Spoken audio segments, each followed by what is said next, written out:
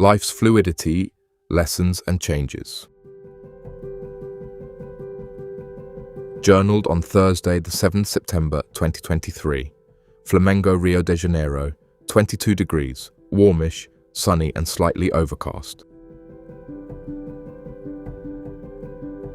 Please like and subscribe if you enjoyed this video and found it helpful. I'm still on a roll. Today is another benchmark or a reference day with Fluidity. The papers sent from my mother's solicitors in England in June have finally arrived. It is now September, and I have been waiting for these documents for over 2 months. I thought they might have been lost in the post, but they have arrived at my old address in Copacabana. Due to family problems and confusion, my mother decided to place her house in a trust that cannot be legally contested. I am in the trust, so I must sign the necessary papers. Since I live in Brazil and my mother doesn't have internet, a mobile phone, WhatsApp, or email, it's sometimes difficult to communicate details, numbers, etc. with her over a regular landline. To make things easier, we both decided that she should ask the solicitors to send the papers to my old address in Copacabana, which she already has on file. Once they arrive, I will pick them up, sign them, and send them back for registration. So today I went to Copacabana to pick up the papers. I have been waiting for at least 2 months. I went there every 2 or 3 days to see if the documents had arrived, but nothing had. So I stopped going, and now, after 2 months, they've arrived. From all this, 2 lessons can be learned. The first point is that, due to the urgency of the situation and the need to receive the documents, there was considerable pressure and stress during the wait.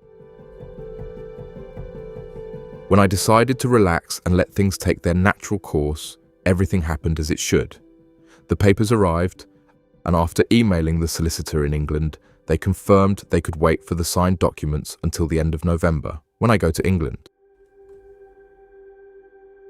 So, the lesson is to let life and the universe run their course. Even if something is important to you and you want it to happen as quickly as possible, it will only happen when it is right, and only with the support and timing of the universe and its conspiracy. The second point concerns returning to Copacabana and my old building, where I lived for over 2 years. You might think I would miss living there. The building is excellent, and my flat was great for a single man. It was also perfect for Yasmin, as she had her own little bedroom and space, which was very important to her. So, compared to where I'm living in Flamengo, living in Copacabana was much better. It was much superior, and the flat was a perfect bachelor pad. Living alone, having my own space, and being in Copacabana was very good. But do I miss it? No, I don't. Not one bit. I am grateful for having lived there for 2 years. It was a very good time in my life for both Yasmin and me in many ways. But it is over. And like I always say, life is fluid, like water going down the hill.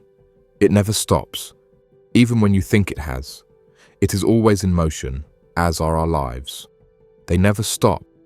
They constantly evolve even when we feel they aren't. Living with Nalva and Yasmin again after so long has not been perfect. But for me, it is also temporary, like most things in life. So, understanding this, there is no problem. If you learn from your experiences and make the most of what enters your life, you become happier than most people. I am in a good place in my life. I understand this phase is temporary and that things will change, but that's just part of life. We always experience ups and downs, and it's important to know how to handle each situation as simply and easily as possible. Stress should be minimized, as it can lead to health issues such as cancer, and we definitely want to avoid that. We must remember that any situation in life can be good. When we have a positive situation, that is great. So, no problem, it's all good. However, unexpected or difficult situations can be upsetting or disappointing, and we might feel like victims. We need to understand that negative situations are learning opportunities.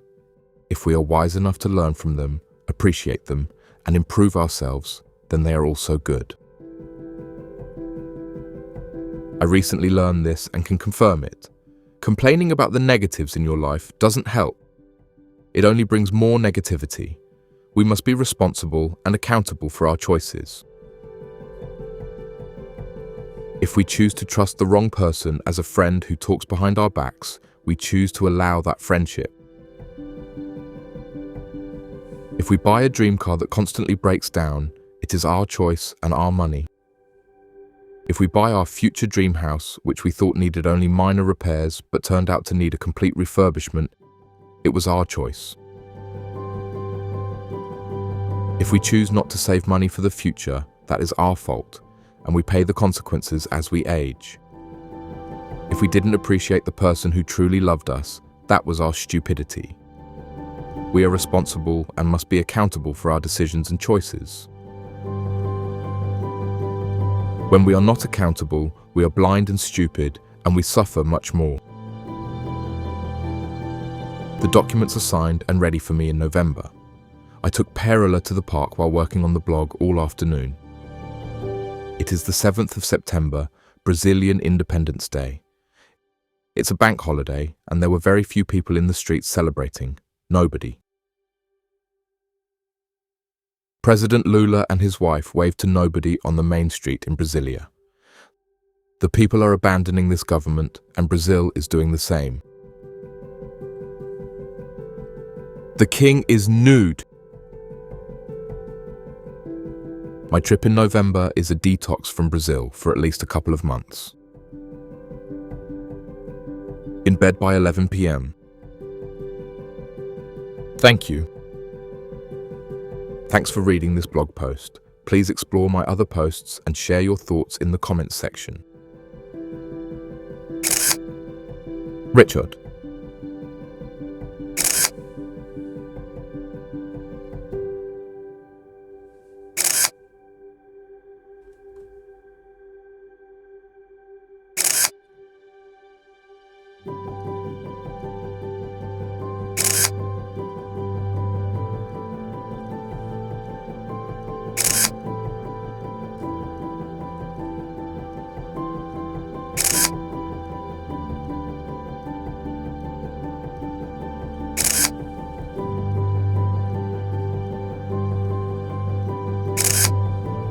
Photos by Richard George Photography.